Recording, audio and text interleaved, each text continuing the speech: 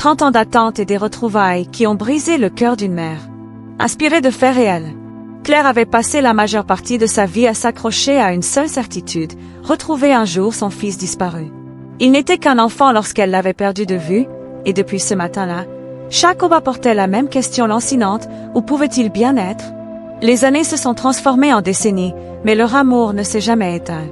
Tandis que la plupart s'éloignaient, elle restait figée dans ce souvenir douloureux, repassant sans cesse l'image de son petit garçon dans sa tête. Elle le cherchait dans de vieilles photos, dans les visages inconnus croisés dans les rues de Lyon, chez chaque enfant grandissant dans son quartier. Pour Claire, le temps n'avait jamais suffi à panser sa blessure. Sa maison était devenue un sanctuaire de souvenirs. Les jouets qu'il avait laissés derrière lui, les vêtements soigneusement pliés dans un tiroir, et même le lit intact, comme si le garçon allait revenir à tout moment. Ses voisins la trouvaient forte, mais personne ne pouvait imaginer la tempête silencieuse qui la consumait. Les nuits étaient les plus cruelles. Pendant que d'autres dormaient, elle pleurait en silence, serrant contre elle une photo jaunie, seul vestige de lui. Les années ne lui apportaient aucun réconfort, seulement une attente de plus en plus pesante et solitaire.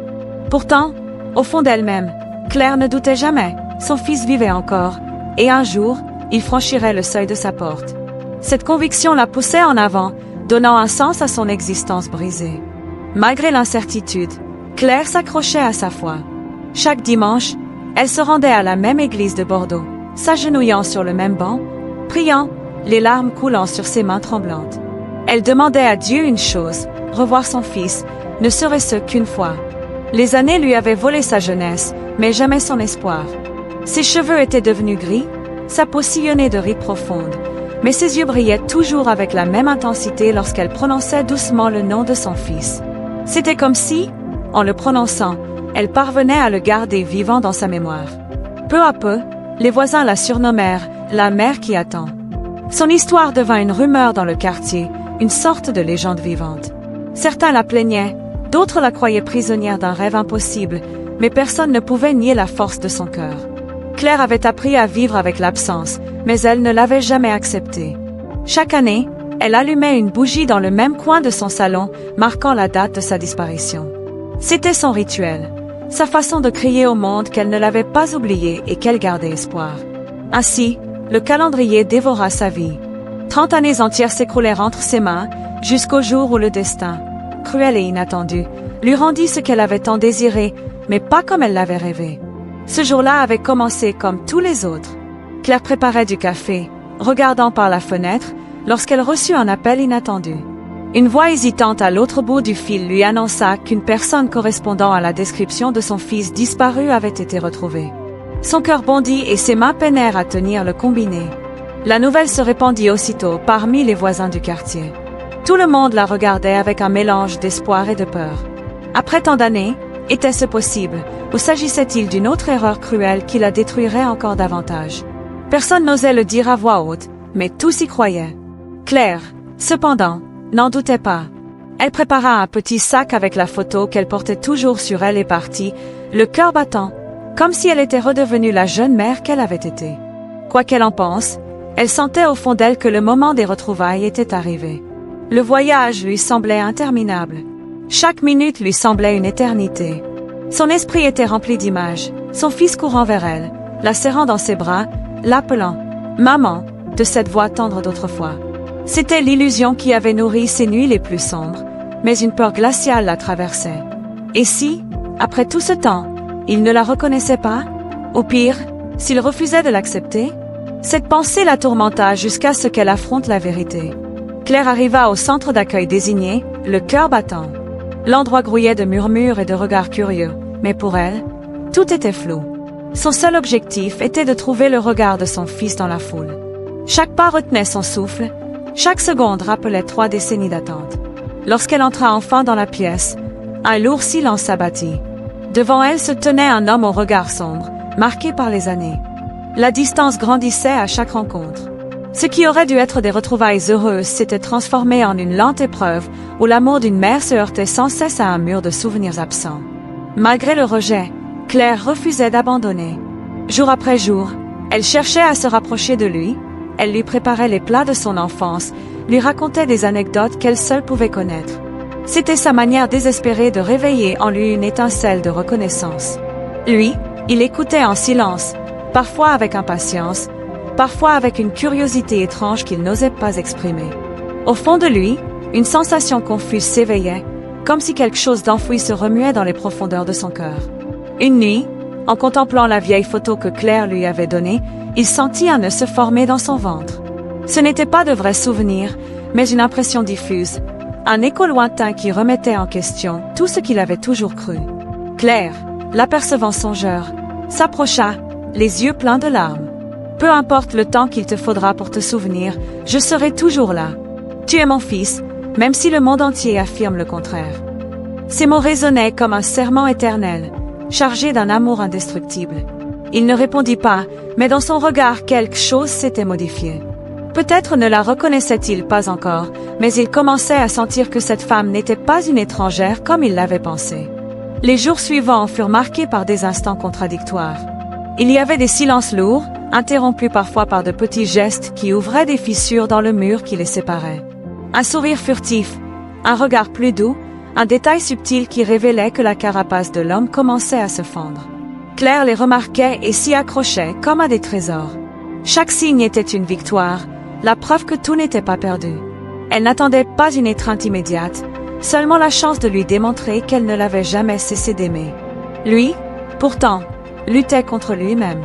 La vie qu'il avait menée, les personnes qu'il avait élevées, les mensonges qu'on lui avait répétés, tout cela avait forgé en lui un homme méfiant, incapable d'ouvrir facilement son cœur. Mais, malgré tout, chaque journée passée auprès de Claire éveillait en lui un changement subtil. Elle n'était plus seulement une étrangère, elle devenait une présence inévitable, enveloppée d'un amour si intense qu'il ne pouvait plus l'ignorer. Et bien qu'il n'osât pas encore la reconnaître, une question commençait à le hanter. Et si, finalement, cette femme était bien sa mère? Au fil des semaines, la tension se transforma en un lien fragile mais réel. Claire poursuivait son combat, arrivant chaque matin avec de petites attentions, un café fumant, une lettre contenant un souvenir, un objet de son enfance soigneusement conservé. Elle ne cherchait pas à le forcer, seulement à lui montrer que son amour avait résisté au temps. L'homme, jusque-là distant, commença à accepter ses gestes. Ce n'était pas une adhésion totale, mais un début silencieux, la reconnaissance tacite que cette femme n'abandonnait pas et qu'au fond de lui naissait une émotion nouvelle, le besoin d'appartenir à quelqu'un. Un jour, alors qu'il se promenait dans un parc de Toulouse, Claire lui confia qu'à chaque anniversaire, elle avait allumé une bougie pour lui, même en son absence. Cette révélation le bouleversa plus qu'il ne voulait l'admettre. Ses yeux s'embuèrent et il détourna vite le regard pour cacher sa faiblesse. Claire resta silencieuse. Elle n'avait pas besoin de paroles pour comprendre qu'un changement s'opérait. Elle savait que les souvenirs pouvaient ne jamais revenir, mais il existait quelque chose de plus puissant que la mémoire, l'amour qui renaissait. Pour la première fois, elle sentit qu'il y avait une chance, que dans cet homme blessé, un fils cherchait encore à revenir vers elle. Leurs conversations devinrent plus longues. Il se mit à poser des questions timides, mais sincères. Comment était-il enfant? Ce qu'il aimait faire? Quel rêve il avait avant sa disparition? Chaque réponse de Claire l'enveloppait d'une chaleur qu'il n'avait pas connue depuis des années. Elle parlait avec tendresse, décrivant son rire communicatif, son habitude de se cacher derrière la porte pour la surprendre, et son insistance à demander une histoire de plus avant de dormir. Il écoutait attentivement. Même s'il ne parvenait pas à se rappeler ces instants, il désirait qu'ils fussent vrais. Ses paroles étaient si sincères qu'il était impossible de douter. Les soirs de solitude, il reprenait la photo que Claire lui avait remise. Il ne la regardait plus avec indifférence, mais avec un désir profond de s'y reconnaître, de retrouver en elle l'enfant qu'il avait peut-être été. Le doute se muait en un besoin silencieux. Et si, depuis toujours, cette femme avait dit là? Au fil des mois, la relation entre Claire et son fils devint un chemin jalonné de lenteur, de silence et de découverte. Rien n'était facile. Parfois, il se retirait dans le silence, comme s'il craignait de s'abandonner à une vérité qu'il avait longtemps niée. D'autres fois, un mot, un geste, un regard suffisait à dissiper ses doutes. Claire, quant à elle, avançait pas à pas, sans se presser, consciente que chaque fissure dans le mur était une victoire. Elle ne cherchait pas à rattraper le temps perdu, mais plutôt à construire un présent où il pourrait enfin se reconnaître. Un après-midi d'automne à Marseille, assis au bord de la mer, il osa lui poser une question qu'il n'avait jamais osé lui poser. « Pourquoi ne m'as-tu pas abandonné, après tant d'années? Claire leva les yeux vers lui, ses cheveux gris flottant au vent, et répondit doucement, parce qu'une mère n'oublie jamais. Même lorsque tout semblait perdu, son cœur continuait de battre pour sa fille. Ces mots résonnaient en lui comme une vérité qu'aucune autre voix ne pouvait lui exprimer. Pour la première fois, il s'autorisa à poser sa tête sur l'épaule de Claire. Elle ne dit rien, de peur de briser ce moment fragile, mais ses larmes silencieuses parlèrent pour elle. À partir de ce jour, son quotidien changea. Il commença à l'appeler plus souvent, à lui demander conseil, à l'inviter à partager les moments simples de sa vie. Les voisins, qui avaient vu Claire attendre pendant 3 décennies, observaient maintenant cette transformation avec admiration. Ce n'était pas un miracle soudain, mais le fruit de la patience, de l'amour et d'une force inébranlable face au temps. Un matin d'hiver, alors qu'il partageait une tasse de café, il la regarda longuement et murmura « Je ne sais pas si je pourrai réparer le passé, mais je veux construire l'avenir avec toi. » Claire lui serra la main, et son sourire fatigué mais radieux suffisait à lui répondre. Il n'avait jamais espéré de mots plus beaux. Et ainsi, ce qui avait commencé comme une tragédie devint une renaissance. Pas parfaite, pas sans cicatrice, mais vraie. Parce que l'amour, même brisé, peut se reconstruire lorsque 2 âmes décident de se retrouver. Et vous, croyez-vous que le temps peut guérir les blessures les plus profondes? Laissez un commentaire, abonnez-vous à la chaîne et activez la cloche pour ne rien manquer d'autres histoires vraies qui vous touchent. N'oubliez pas, les années peuvent effacer les souvenirs, mais jamais le véritable amour d'une mère.